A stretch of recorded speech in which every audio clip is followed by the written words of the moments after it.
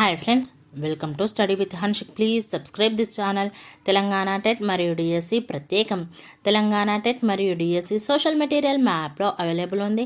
Link డిస్క్రిప్షన్లో ఉంది, download చేసుకోండి. ఫోన్పే ద్వారా కానీ గూగుల్ పే ద్వారా కానీ పొందవచ్చు. 9494525644. Social inter content. ప్రాథమిక హక్కులు. ప్రాథమిక హక్కులకు రాజ్యాంగ రక్షణ ఉంది.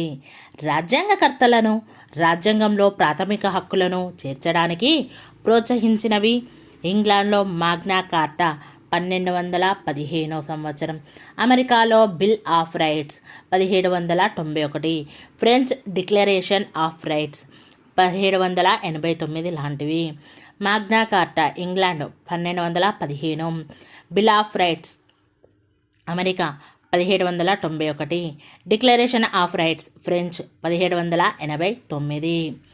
డిసెంబర్ 10, 1948 ఐక్యరాజ్య సమితి సాధారణ సభచే ఆమోదించబడిన విశ్వ మానవ హక్కుల ప్రకటనతో రాజ్యాంగకర్తలు ఉత్తేజులయ్యారు.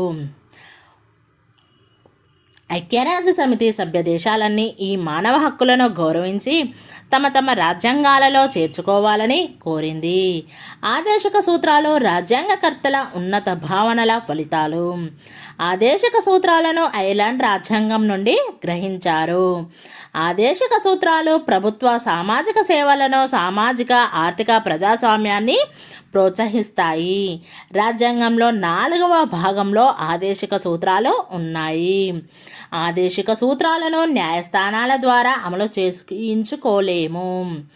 ఆదేశిక సూత్రాలు భవిష్యత్ ప్రభుత్వాలకు సలహాలు, సూచనలు, మార్గదర్శకాలుగా పనిచేస్తాయి. ఇవి అభివృద్ధి, సంక్షేమ కార్యకలాపాల్లో ప్రభుత్వాలకు గమ్యాలు, లక్ష్యాలను నిర్దేశిస్తాయి. ప్రాథమిక హక్కులు. ప్రాథమిక హక్కులను రాజ్యాంగంలోని 3వ భాగంలో చేర్చారు.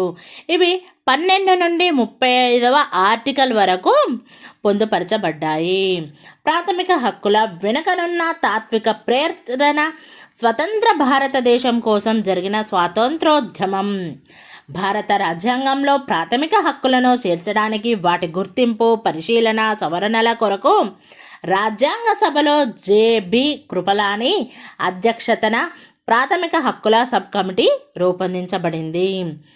Annie Besant Commonwealth India bill 1925, Nehru నివేదిక 1928లో ఈ ప్రాథమిక హక్కులకు మార్గదర్శకాలు.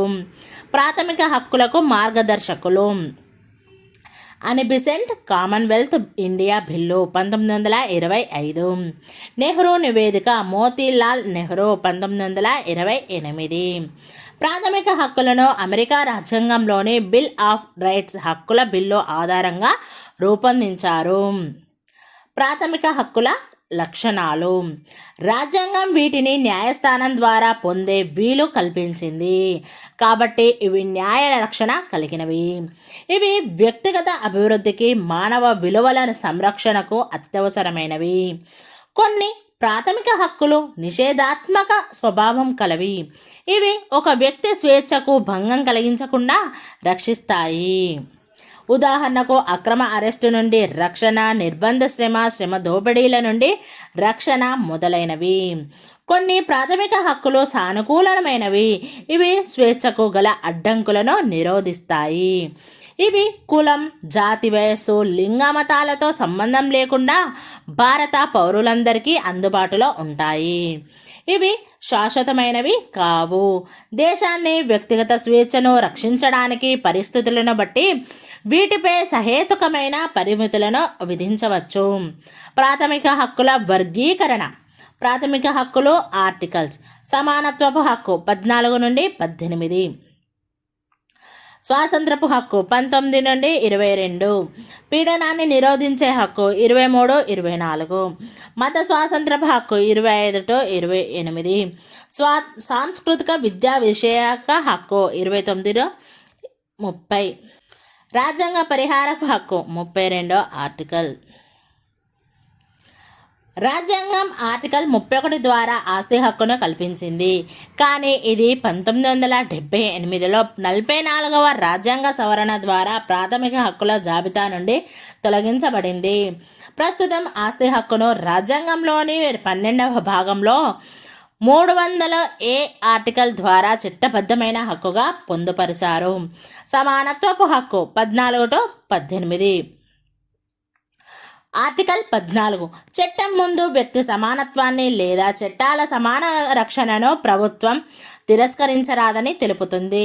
ఆర్టికల్ 15 మతం, జాతి, కులం, లింగ, జన్మస్థానం మీద కానీ వీటిలో ఏ ఒక్క దాని కారణంగా కానీ ప్రభుత్వం ఏ పౌరుడి మీద వివక్ష చూపరాదని తెలుపుతుంది.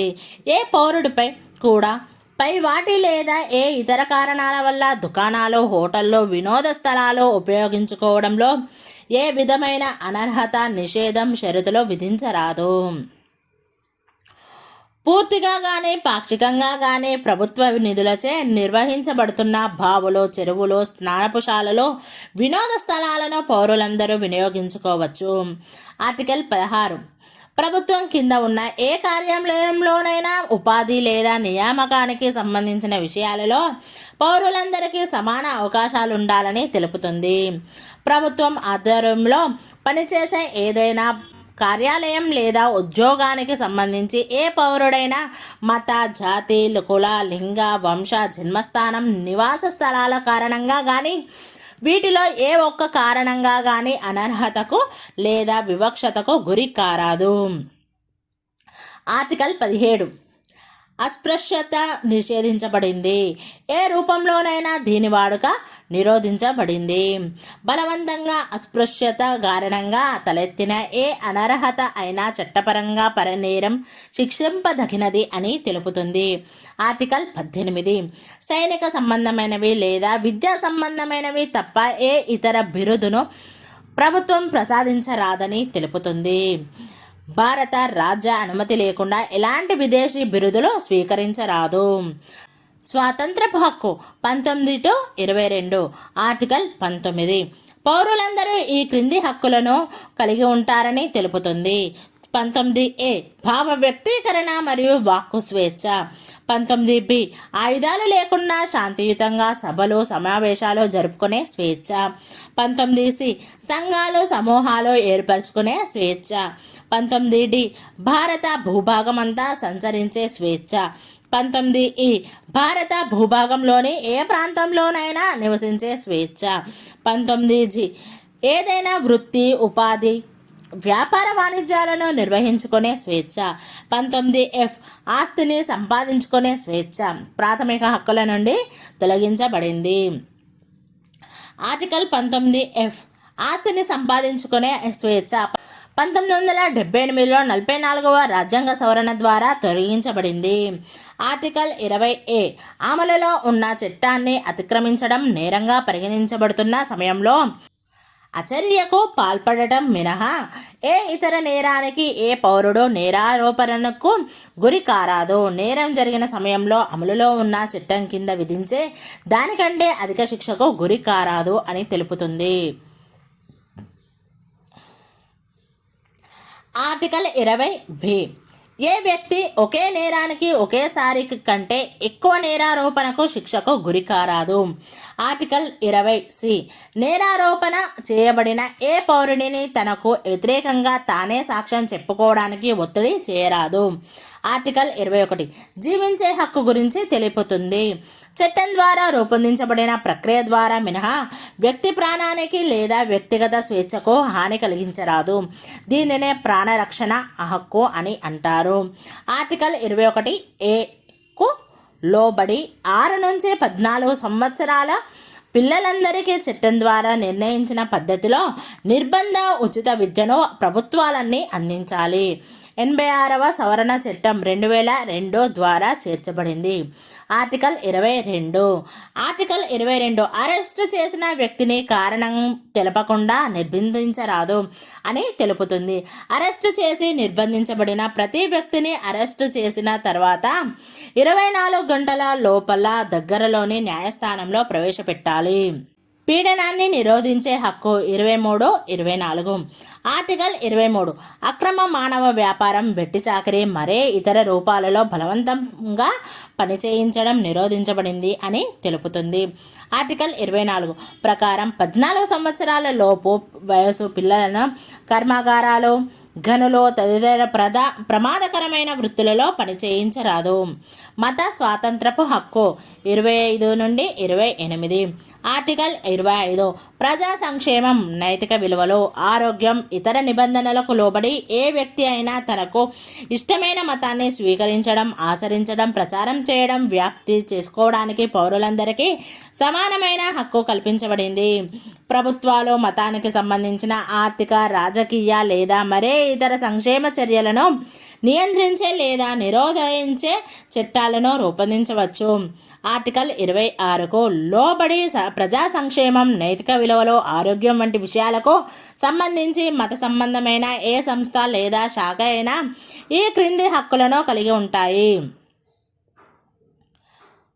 మత సంబంధమైన మరియు ధార్మిక సంస్థలను స్థాపించడం, నిర్వహించడం, మత సంబంధమైన వ్యవహారాలను స్వంతంగా నిర్వహించుకోవడం, స్థిరాస్తి మరియు చిరాస్తులను సమకూర్చుకోవడం, చట్టానికి లోబడి అటువంటి ఆస్తులను నిర్వహించుకొనడం. ఆర్టికల్ 27 ప్రకారం మతం లేదా మత సంబంధమైన సంస్థల అభివృద్ధి, నిర్వహణ ఖర్చుల కోసం ఎలాంటి పన్నులు విధించరాదు. ఆర్టికల్ 28 పూర్తిగా కానీ పాక్షికంగా కానీ ప్రభుత్వ నిధులతో నిర్వహించబడుతున్న ఏ విద్యా సంస్థలోనైనా మతపరమైన బోధనలు, పద్ధతులను పాటించరాదు. సాంస్కృతిక మరియు విద్యా విషయక హక్కు 29, 30. ఆర్టికల్ 29 ప్రతి పౌరుడికి తన స్వంత భాష, లిపి లేదా సంస్కృతులను కలిగి ఉండడానికి మరియు సంరక్షించుకునే హక్కు ఉంది. ప్రభుత్వం లేదా ప్రభుత్వేతర నిధుల సహాయంతో నిర్వహించబడుతున్న ఏ విద్యా సంస్థల్లోకి ఏ పౌరుడిని మతం, జాతి, కుల, భాషల లేదా వీటిలో ఏ ఒక్కదాని కారణంగానైనా తన ప్రవేశాన్ని నిరాకరించరాదు. ఆర్టికల్ 30 మత లేదా భాషపరంగా అల్పసంఖ్యాకులు ఇష్టమైన విద్యా సంస్థలను స్థాపించుకొని నిర్వహించుకునే హక్కు కలిగి ఉన్నాయని తెలుపుతుంది. ఆర్టికల్ 31 ఆస్తి హక్కు 44వ సవరణ చట్టం ద్వారా 1978లో ప్రాథమిక హక్కుల జాబితా నుంచి తొలగించబడింది. రాజ్యాంగ పరిహారపు హక్కు అధికరణ 32. ఆర్టికల్ 32 ప్రకారం ప్రతి పౌరుడు రాజ్యాంగం ప్రసాదించిన ప్రాథమిక హక్కుల అమలుకు తగిన ప్రక్రియల ద్వారా సుప్రీంకోర్టును ఆశ్రయించే హక్కు ప్రసాదించబడింది. రాజ్యాంగం ద్వారా ప్రసాదించబడిన ప్రాథమిక హక్కుల అమలు కొరకై supreme court habeas corpus, mandamus prohibition quo warranto మరియు సెర్షియోరారీ రిట్లతో తగిన రిట్ను జారీ చేసే అధికారం కలిగి ఉంది. 14 చట్టం ముందు వ్యక్తి సమానత్వాన్ని లేదా చట్టాల సమాన రక్షణను ప్రభుత్వం తిరస్కరించరాదు. 15 మతం, జాతి, కులం, లింగ, జన్మస్థానం కారణంగా ఏ పౌరుడి మీద వివక్ష చూపరాదు. 16 ప్రభుత్వ కార్యాలయంలో నియామకానికి సంబంధించి పౌరులందరికీ సమాన అవకాశాలుండాలి. 17 అస్పృశ్యత నిషేధం. 18 ప్రభుత్వం బిరుదులను ప్రసాదించరాదు, సైనిక లేదా విద్యా సంబంధమైనవి తప్ప. భారత రాజ్య అనుమతి లేకుండా ఎలాంటి విదేశీ బిరుదులు స్వీకరించరాదు. 19 భావ వ్యక్తీకరణ మరియు వాక్కు స్వేచ్ఛ. 19 ఆయుధాలు లేకుండా శాంతియుతంగా సభలు, సమావేశాలు జరుపుకునే స్వేచ్ఛ. 19 సంఘాలు, సమూహాలు ఏర్పరచుకునే స్వేచ్ఛ. 19 భారత భూభాగమంతా సంచరించే స్వేచ్ఛ. 19 భారత భూభాగంలోని ఏ ప్రాంతంలోనైనా నివసించే స్వేచ్ఛ. 19 ఆస్తిని సంపాదించుకునే స్వేచ్ఛ 1978లో 44వ రాజ్యాంగ సవరణ ద్వారా తొలగించబడింది. 19 ఏదైనా వృత్తి, ఉపాధి, వ్యాపార వాణిజ్యాలను నిర్వహించుకునే స్వేచ్ఛ. 20 నేరం జరిగిన సమయంలో అమలులో ఉన్న చట్టంలోని శిక్ష కంటే ఎక్కువ శిక్షకు గురి కాకూడదు. 20 ఏ వ్యక్తి ఒకే నేరానికి ఒకేసారి కంటే ఎక్కువ నేరారోపణకు శిక్షకు గురి కాకూడదు. 20 నేరారోపణ చేయబడ్డ పౌరుణ్ణి తనకు వ్యతిరేకంగా తానే సాక్ష్యం చెప్పమని ఒత్తిడి చేయరాదు. 21 జీవించే హక్కు లేదా ప్రాణరక్షణ హక్కు. 21A 6 నుండి 14 సంవత్సరాల పిల్లలకు నిర్బంధ ఉచిత విద్య. 86వ సవరణ 2002. 22 కారణం తెలపకుండా అరెస్టు చేసిన వ్యక్తిని నిర్బంధించరాదు. అరెస్ట్ చేసిన 24 గంటల్లో దగ్గరలోని న్యాయస్థానంలో ప్రవేశపెట్టాలి. 23 అక్రమ రవాణా వ్యాపారం, వెట్టి చాకరీ, బలవంతంగా పనిచేయించడం నిరోధించబడింది. 24 14 సంవత్సరాల లోపు వయసు పిల్లలని కర్మాగారాలు, గనులు తదితర ప్రమాదకరమైన వృత్తుల్లో పనిచేయించరాదు. 25 ప్రజా సంక్షేమం, నైతిక విలువలు, ఆరోగ్యం, ఇతర నిబంధనలకు లోబడి ఏ వ్యక్తి అయినా తనకు ఇష్టమైన మతాన్ని స్వీకరించడం, ఆచరించడం, ప్రచారం చేయడం, వ్యాప్తి చేసుకోవడానికి ప్రజలందరికీ సమాన హక్కు కల్పించబడింది. 26 మత సంబంధమై మరియు ధార్మిక సంస్థలను స్థాపించడం, నిర్వహించడం, మత సంబంధ వ్యవహారాలను స్వంతంగా నిర్వహించుకోవడం, స్థిరాస్తి మరియు చరాస్తులను సమకూర్చుకోవడం, చట్టానికి లోబడి అలాంటి ఆస్తులను నిర్వహించుకోవడం.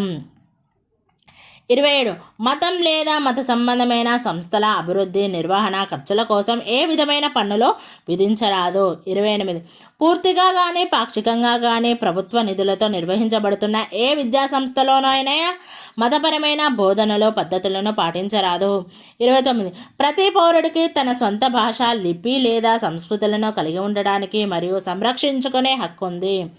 ప్రభుత్వం లేదా ప్రభుత్వేతర నిధుల సహాయంతో నిర్వహించబడుతున్న ఏ విద్యా సంస్థల్లోకి ఏ పౌరుణ్ణి మతం, జాతి, కుల, భాషల లేదా వీటిలో ఏ ఒక్కదాని కారణంగానైనా ప్రవేశాన్ని నిరాకరించరాదు. 30 మత లేదా భాషపరంగా అల్పసంఖ్యాకులు ఇష్టమైన విద్యా సంస్థలను స్థాపించుకొని నిర్వహించుకునే హక్కు కలిగి ఉన్నాయని తెలుపుతుంది. 31 ఆస్తి హక్కు 44వ సవరణ చట్టం ద్వారా 1978లో ప్రాథమిక హక్కుల నుండి తొలగించబడింది. 32 ప్రతి పౌరుడు రాజ్యాంగం ప్రసాదించిన ప్రాథమిక హక్కుల అమలుకు తగిన ప్రక్రియల ద్వారా సుప్రీంకోర్టుని ఆశ్రయించే హక్కు ప్రసాదించబడింది. రిట్లు, ఆజ్ఞలు. రిట్లు అంటే ప్రాధికారిత న్యాయస్థానం జారీ చేసిన ఆజ్ఞ. దీన్ని తప్పనిసరిగా పాటించాలి. ప్రాధికారిత అంటే తగిన అర్హత గల, చట్టపరమైన అధికారం గల. హక్కుల పరిరక్షణ కోసం ఆర్టికల్ 32ను అనుసరించి సుప్రీంకోర్టు, ఆర్టికల్ 226ను అనుసరించి హైకోర్టులు రిట్లు జారీ చేస్తాయి. రిట్లను బ్రిటిష్ చట్టాల ఆధారంగా గ్రహించారు. లాటిన్ భాషను అనుసరించి రిట్లను ఇలా వివరించవచ్చు. Habeas corpus. హేబియస్ కార్పస్ అనే లాటిన్ భాషా పదానికి అర్థం శరీరాన్ని హాజరు పరచుట, కలిగి ఉండటం. నిర్బంధించబడిన వ్యక్తిని కోర్టు ముందు హాజరుపరచాలని జారీ చేసే ఆజ్ఞని హేబియస్ కార్పస్ అంటారు. వ్యక్తి యొక్క నిర్బంధానికి సంబంధించిన చట్టబద్ధతను కోర్టు విచారిస్తుంది. ఒకవేళ వ్యక్తిని అక్రమంగా నిర్బంధించబడినట్లుగా నిర్ధారించబడితే వారిని విడుదల చేస్తారు. మాండమస్ అనే లాటిన్ భాష పదానికి అర్థం మేము ఆదేశిస్తున్నాం. ప్రభుత్వ అధికారి తన విద్యుక్త ధర్మాన్ని సక్రమంగా నెరవేర్చాలని ఆదేశిస్తూ ఉన్నత న్యాయస్థానం జారీ చేసే ఆజ్ఞ మాండమస్గా పేర్కొంటారు. కోవారెంటో అంటే ఏ అధికారంతో అని ప్రశ్నిస్తూ ఉన్నత న్యాయస్థానం జారీ చేసే ఆజ్ఞ. ఎవరైనా అధికారాన్ని చెలాయించేటప్పుడు వారు చట్టబద్ధంగా లేక న్యాయబద్ధంగా అంటే ఏ అధికారంతో మీరు ఈ అధికారాన్ని నిర్వహిస్తున్నారని ప్రశ్నించడాన్ని కోవారెంటోగా పేర్కొంటారు. ప్రొహిబిషన్ని ప్రతి నిషేధంగా పేర్కొంటారు. దిగువ న్యాయస్థానం తన అధికారాన్ని అతిక్రమించి తనకు అధికారం లేకపోయినప్పటికీ తన పరిధిని దాటి కేసు విచారణ చేసేటప్పుడు తక్షణం విచారణను నిలిపివేయాలని ఆదేశించడమే ప్రొహిబిషన్గా పేర్కొంటారు. సెర్షియోరారీ. దిగువ న్యాయస్థానంలో విచారణ జరుగుతున్న కేసు విచారణను తక్షణం తనకు కానీ లేక మరొక కోర్టుకు కానీ బదిలీ చేయాలని ఆదేశిస్తూ జారీ చేసే ఆజ్ఞను సెర్షియోరీగా పేర్కొంటారు. రిట్లు, ఆజ్ఞలు. సుప్రీంకోర్టు ఆర్టికల్ 32, హైకోర్టు ఆర్టికల్ 226 ప్రకారం జారీ చేస్తాయి. హెబియస్ కార్పస్ నిర్బంధించబడిన వ్యక్తిని కోర్టు ముందు హాజరుపరచాలని జారీ చేసే ఆజ్ఞ. మాండమస్ ప్రభుత్వ అధికారి తన విద్యుక్త ధర్మాన్ని సక్రమంగా నెరవేర్చాలని ఆదేశిస్తూ ఉన్నత న్యాయస్థానం జారీ చేసే ఆజ్ఞ. కోవారెంటో ఏ అధికారంతో అని ప్రశ్నిస్తూ ఉన్నత న్యాయస్థానం జారీ చేసే ఆజ్ఞ. ప్రొహిబిషన్ లేదా ప్రతినిషేధం దిగువ న్యాయస్థానం తన అధికారాన్ని అతిక్రమించి తనకు అధికారం లేకపోయినప్పటికీ తన పరిధిని దాటి కేసు విచారణ చేసేటప్పుడు తక్షణం విచారణను నిలిపివేయాలని ఆదేశించడం. సెర్షియోరారి దిగువ న్యాయస్థానంలో విచారణ జరుగుతున్న కేసు విచారణను తక్షణం తనకు కానీ లేక మరొక కోర్టుకు కానీ బదిలీ చేయాలని ఆదేశిస్తూ జారీ చేసే ఆజ్ఞ. ప్రాథమిక హక్కుల పరిమితులు. ప్రాథమిక హక్కులు శాశ్వతమైనవి కావు. చట్టం వాటి మీద పరిమితులను విధించవచ్చు. ఈ పరిమితుల్లో ముఖ్యమైనవి పార్లమెంటు ప్రాథమిక హక్కులపై సహేతుకమైన పరిమితులను విధింపవచ్చు. ఈ పరిమితులను కార్యనిర్వాహక ప్రక్రియ ద్వారా విధించరాదు. పరిమితులు కారణాయుతంగా మరియు ఎక్కువ సామాజిక ప్రయోజనం కలిగి ఉండాలి. న్యాయస్థానం ఈ పరిమితులను పరీక్షించే అధికారాన్ని కలిగి ఉంది. ఆర్టికల్ 20 మరియు 21లను మినహాయించి 3వ భాగంలోని అన్ని ఆర్టికల్స్పై కింది సందర్భాల్లో పరిమితులను విధించవచ్చు. ప్రభుత్వ రక్షణ, విదేశాలతో సంబంధం, ప్రజా సంక్షేమం, నైతిక విలువల పరిరక్షణ కోసం పరిమితులను విధించవచ్చు. రాష్ట్రపతి అత్యవసర అధికారాలకు సంబంధించిన ఆర్టికల్స్ 352, 356, 360 అమల్లో ఉన్నప్పుడు కేంద్ర ప్రభుత్వం ప్రాథమిక హక్కులపై పరిమితులు విధించవచ్చు. ఆదేశిక సూత్రాలు ఐర్లాండు రాజ్యాంగం నుంచి గ్రహించబడ్డాయి. ఆదేశిక సూత్రాలు భారత రాజ్యాంగంలోని 4వ భాగంలో ఆర్టికల్ 36 నుండి 51 వరకు పొందుపరచబడ్డాయి. ఆదేశిక సూత్రాల అమలులో న్యాయస్థానాలు జోక్యం చేసుకోలేవు. ఆదేశిక సూత్రాలు భారతదేశ పౌరులకు సామాజిక ఆర్థిక న్యాయం అందించడంలో తోడ్పడతాయి. వీటి ముఖ్య ఉద్దేశం శ్రేయోరాజ్య స్థాపన. ఆదేశిక సూత్రాలు 3 రకాలుగా విభజించబడ్డాయి: సామ్యవాద సూత్రాలు, గాంధేయవాద సూత్రాలు, ఉదారవాద సూత్రాలు. సామ్యవాద సూత్రాలు ఇవి భారతదేశంలో సామాజిక సంక్షేమ రాజ్యాన్ని స్థాపించడానికి ఆదేశిక సూత్రాల్లో చేర్చబడ్డాయి. ఆర్టికల్స్ 38, 39, 41, 42, 43, 46, 47 ఆదేశిక సూత్రాల యొక్క సామ్యవాద భావాలను వివరిస్తాయి. ఆర్టికల్ 38 ప్రజలందరికీ న్యాయం, సామాజిక, ఆర్థిక, రాజకీయ చేకూరే పద్ధతిలో ఒక సామాజిక క్రమాన్ని నెలకొల్పడం ద్వారా ప్రజా సంక్షేమాన్ని అభివృద్ధి చేయడానికి ప్రభుత్వం కృషి చేయాలని తెలుపుతుంది. ఆర్టికల్ 39 ప్రభుత్వం కింది వాటి కొరకు చర్యలు తీసుకోవాలని తెలుపుతుంది. 39A ప్రజలందరికీ తగినంత జీవన భృతి కల్పించడం. 39B ప్రజలందరి ఉపయోగం కోసం దేశంలోని వనరుల సమాన పంపిణీ. 39C జాతీయ సంపదను వికేంద్రీకరించడం. స్త్రీ పురుషులకు సమాన వేతనాలు. ఈ కార్మికుల, పురుషుల, మహిళల సంపదను, శక్తిని సంరక్షించడం. 39F బాల్యం, యవ్వనాన్ని దోపిడీ నుంచి రక్షించడం. ఆర్టికల్ 41 నిరుద్యోగిత, వృద్ధాప్యం, అనారోగ్యం, అశక్తత వంటి పరిస్థితుల్లో సహాయం, పని హక్కు, విద్యా హక్కులను ప్రసాదించాలని ప్రభుత్వాన్ని కోరుతుంది. ఆర్టికల్ 42 కార్మికులు పనిచేసేందుకు తగిన మానవీయ పరిస్థితులను కల్పించడం, స్త్రీలకు ప్రసూతి సౌకర్యాలను కల్పించడం.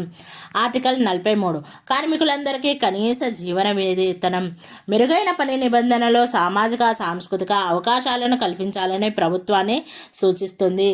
ఆర్టికల్ 46 ప్రభుత్వం షెడ్యూల్డ్ కులాల, అల్పసంఖ్యాకులకు విద్య, ఆర్థిక సదుపాయాలను అందించాలని ప్రభుత్వానికి సూచిస్తుంది. సామాజిక అన్యాయం, అన్ని రకాల దోపిడీల నుంచి ప్రభుత్వం వారిని రక్షించాలి. ఆర్టికల్ 47 కనీస పోషకాహార స్థాయి, జీవన ప్రమాణాన్ని పెంచి ప్రజారోగ్యాన్ని మెరుగుపరచాలని ప్రభుత్వాన్ని కోరుతుంది. గాంధేయవాద సూత్రాలు భారతదేశంలో ఆదర్శ పరిపాలన అందిస్తాయి. గాంధేయవాద సూత్రాలు ఆర్టికల్ 40, 43, 46, 48 ఏ 49లలో ప్రతిఫలిస్తాయి. ఆర్టికల్ 40 ప్రభుత్వం గ్రామ పంచాయతీలను ఏర్పాటు చేసి అధికారాలను కల్పించి వాటిని స్వపరిపాలన సంస్థలుగా పనిచేసే అవకాశాన్ని కల్పించాలని సూచిస్తుంది. ఆర్టికల్ 43 గ్రామీణ ప్రాంతాల్లో వ్యక్తిగతంగా కానీ సామూహిక రంగాలలో కానీ కుటీర పరిశ్రమల ఏర్పాటుకు కృషి చేయాలని ప్రభుత్వాన్ని నిర్దేశిస్తుంది. ఆర్టికల్ 46 బలహీన వర్గాల వారికి ప్రత్యేక శ్రద్ధతో విద్య ఆర్థిక సదుపాయాలను ఏర్పాటు చేయాలని ప్రభుత్వాన్ని నిర్దేశిస్తుంది. ఆర్టికల్ 47 మద్యం మత్తు పదార్థాలను నిషేధించడానికి కృషి చేయాలని ప్రభుత్వానికి సూచిస్తుంది. ఆర్టికల్ 48 నూతన సాంకేతిక పద్ధతులలో పశుపోషణ వ్యవసాయాలను నిర్వహించాలని ప్రభుత్వానికి ఇది సూచిస్తుంది. ఇది గోవులను ఇతర పాడి పశువులను వధించడానికి నిషేధించవలసిందిగా ఆదేశిస్తుంది. ఆర్టికల్ 48 ఏ పర్యావరణ పరిరక్షణ అడవులను వన్యప్రాణులను సంరక్షించాలని ప్రభుత్వానికి సూచిస్తుంది.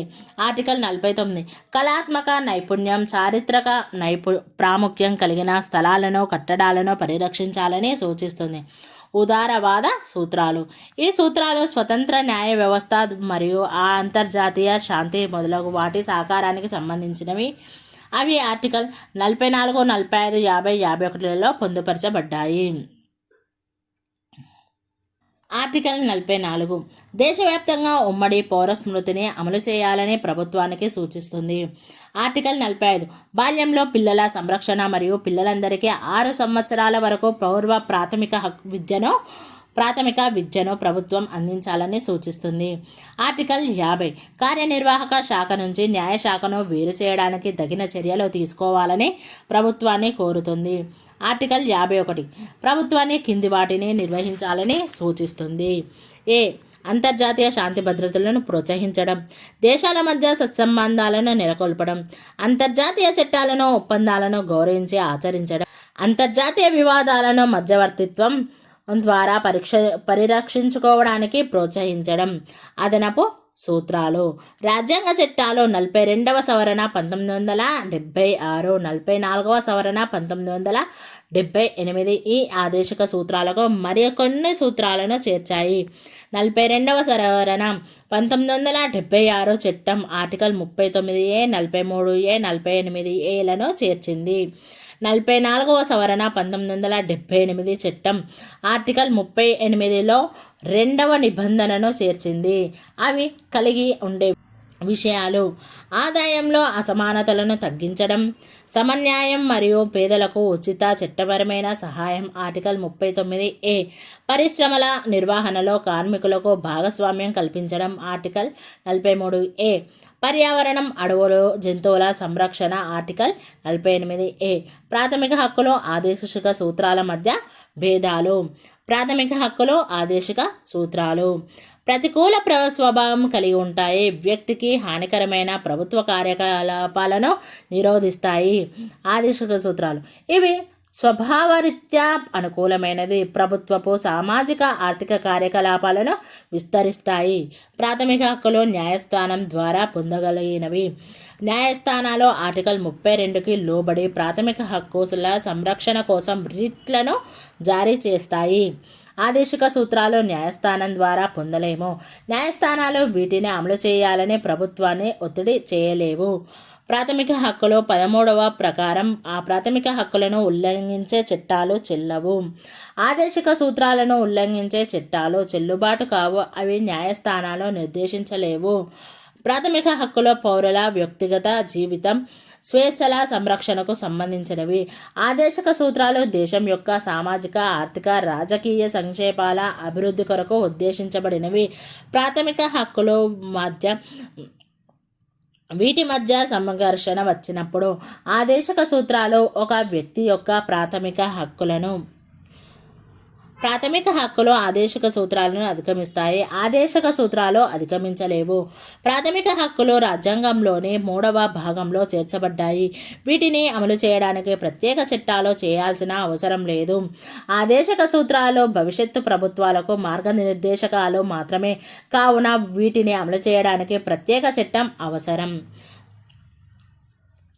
ప్రాథమిక హక్కులు రాజ్యానికి మరియు భవిష్యత్తు ప్రభుత్వాలకు రాజ్యాంగం ఇచ్చిన ఆదేశాలు, ఆదేశక సూత్రాలు, భవిష్యత్తు ప్రభుత్వాలకు సలహాలు, సూచనలు. ఇవి రాజ్యాంగకర్తల ఆదర్శాలు. ప్రాథమిక హక్కులు ప్రభుత్వం లేదా అధికారంలో ఎవరున్నా ప్రాథమిక హక్కులు అమలుపరచబడతాయి. ఆదేశక సూత్రాలపై కొన్ని వర్గాల నుంచి వ్యతిరేకతలు ఎదురు కావచ్చు. కాబట్టి ప్రభుత్వం తన వెసులుబాటు, వనరుల లభ్యతను బట్టి అమలుపరుస్తుంది. ప్రాథమిక హక్కులు ప్రభుత్వం యొక్క రాజకీయ ప్రజాస్వామ్య స్వభావాన్ని సూచిస్తాయి. ఆదేశక సూత్రాలు రాజ్య ఆదర్శాలను మరియు ప్రభుత్వ లక్ష్యాలను, గమ్యాలను విస్మరిస్తాయి. ప్రతి పౌరునికి దేశంలో ప్రజాస్వామ్య ప్రక్రియలో స్వేచ్ఛగా పాల్గొనే అవకాశాన్ని కలిగిస్తాయి. ఆదేశక సూత్రాలు సామాజిక అభివృద్ధి, సంక్షేమంల కోసం వెసులుబాటు మరియు వనరులను బట్టి ప్రభుత్వం నిర్వహించే చర్యలను సూచిస్తాయి. ప్రాథమిక విధులు రాజ్యం తన పౌరుల నుంచి క్రమశిక్షణను, క్రమబద్ధమైన ప్రవర్తనను ఆశిస్తుంది. కాబట్టి పౌరులందరూ రాజ్యాంగం ఇతర చట్టాలకు అనుగుణంగా తన బాహ్య ప్రవర్తనను నియంత్రించుకోవాల్సి ఉంటుంది. జాతి లక్ష్యాలను సాధించుకోవడానికి పౌరులు తమ దేశం పట్ల విధేయతను, నిబద్ధతను చూపవలసి ఉంటుంది. వ్యక్తుల నియమరహిత, క్రమరహిత ప్రవర్తన పౌరులకు, ప్రభుత్వానికి, దేశానికి హాని కలిగిస్తుంది. 1976లో జాతీయ అత్యవసర పరిస్థితి కాలంలో స్వరణ్ సింగ్ కమిటీ నివేదిక ప్రకారం 10 ప్రాథమిక విధులు రాజ్యాంగంలో 42వ సవరణ చట్టం 1976లో ద్వారా చేర్చబడ్డాయి. మరొక ప్రాథమిక విధి 86వ సవరణ చట్టం ద్వారా 2002లో చేర్చబడింది. ఇప్పుడు మొత్తం ప్రాథమిక విధుల సంఖ్య 11. ప్రాథమిక విధులు మన రాజ్యాంగంలోని భాగం 4A అధికరణ 51Aలో చేర్చబడ్డాయి.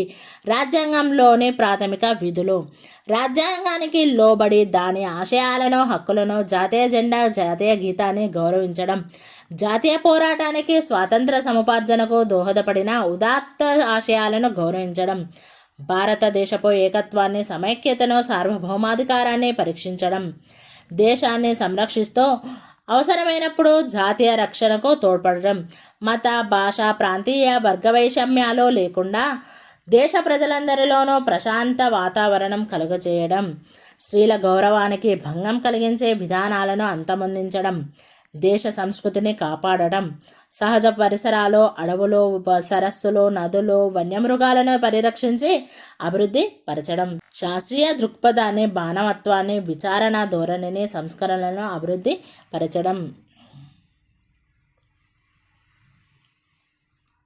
ప్రభుత్వ ఆస్తిని కాపాడడం, హింసను విడనాడడం, జాతి సర్వతోముఖాభివృద్ధికి వ్యక్తిగతంగా, సమిష్టిగా కృషి చేయడం, తల్లిదండ్రులు లేదా సంరక్షకులు 6 నుండి 14 సంవత్సరాల వయసు గల పిల్లలకు విద్యావకాశాలన్నీ అందించాలి.